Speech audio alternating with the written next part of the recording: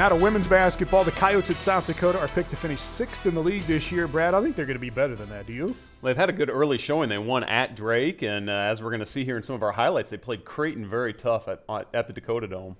Now this was the home opener for South Dakota. A lot of new faces, new coach, and the Oats got a big game from Polly Harrington, but Creighton started fast. Back-to-back threes from Marissa Janning. Creighton led by 13 in the first half, but the Coyotes would close the gap. Harrington perfect from beyond the arc. She made 3 out of 3 on threes, and she made 8 of 10 shots overall. They go down low this time, patiently.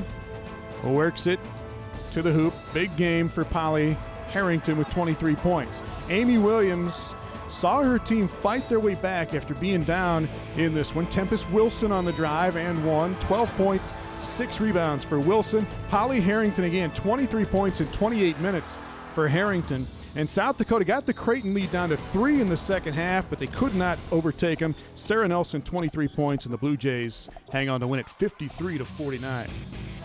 In the jungle again in Indianapolis, IUPUI at home against Indiana State. De'Ara Goss for IUPUI hits 3 there, and then Goss out on the break. She had 7 for the Jags. IUPUI's got some speed at the guard spots. Indiana State with a little run in the first half. Marina Laramie and then Casey Johnson. Johnson had 11.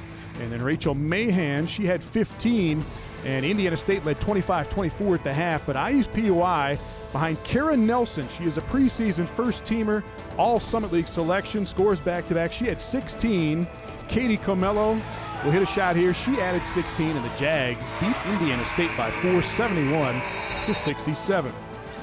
Staying in Indiana, meanwhile, Fort Wayne at home taking on Coastal Carolina. And Fort Wayne made some shots early, didn't make a whole lot of them in the ballgame, though. They made some threes, one there from Amanda Hyde. And then coming back the other way will be a long 2 from Hyde.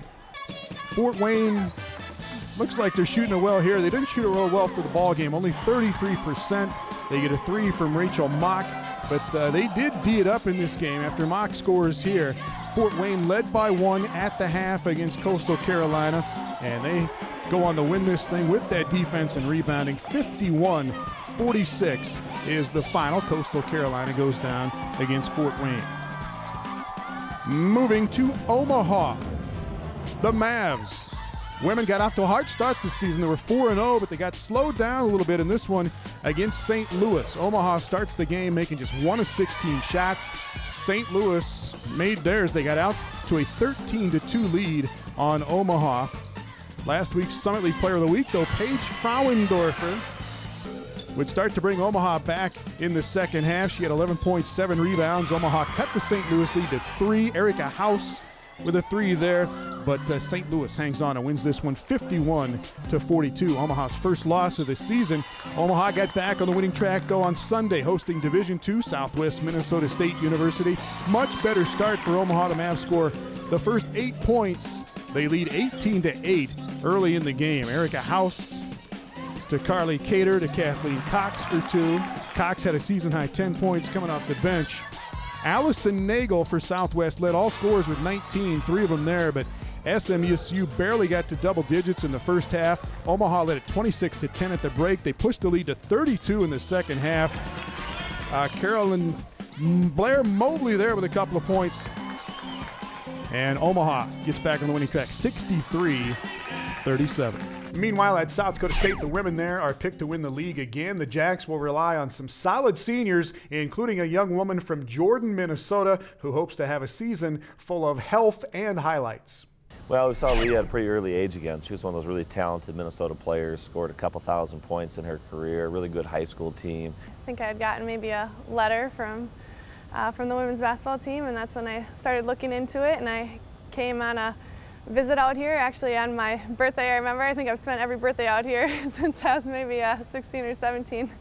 But I came on a visit out here, and I was really impressed with the campus and the coaches. We just really like Leah's versatility as a forward. She just reminded me of so many of our great forwards that have really propelled our program.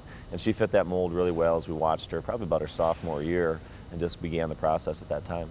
A big thing that really helped me to prepare me for this level was playing AAU basketball, and I got to travel around the country for that and play against some of the top players in the country, and I think that was one of the biggest things that got me ready for this level and the pace and the competitiveness that it takes to play. It didn't take long for Dietel to make an impact. In her very first collegiate game, she scored 12 points and grabbed 8 rebounds in a 75-71 overtime win over Gonzaga in front of over 3,000 people at Frost Arena.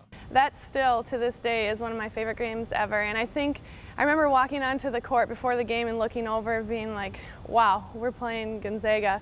And at that moment, it just kind of hit me that I'd made it to this level, and that'd been a dream of mine since I was a little girl. And so I think just knowing that I made it or achieved one of the dreams that I had was a pretty cool feeling. Then she had stress fractures, she had some injuries. Sophomore year, kind of a really good start, stress fracture injuries. So really unfortunate, I think she never got into a flow offensively. She always had other people around her that stepped up, and she always was coming back from injury and learned how to be a great role player. No one ever wants to go through injuries and miss some games, and obviously I missed quite a few there for a few years, but you know, that's what kept me hungry and kept me passionate for the game. And I think having to sit out 10 games or whatever it was each year, I was ready to come back, and I had a drive, and it kept the fire going in me. And so, you know, as much as it is never fun to sit out, I learned a lot about myself through it. These days, her impact is felt most rebounding and defensively. You know, I've always kind of considered myself like a person who's willing to do the dirty work, I guess, and to me that's fun. I love making defensive stops and getting big boards, and obviously I still need to be a threat on offense too and contribute to that part of the game, but like taking a charge, getting a big board, those are just as fun to me as scoring points. She's all about the team, she's all about winning. She's the kind of player that you can challenge and get after, and always responds in a positive way.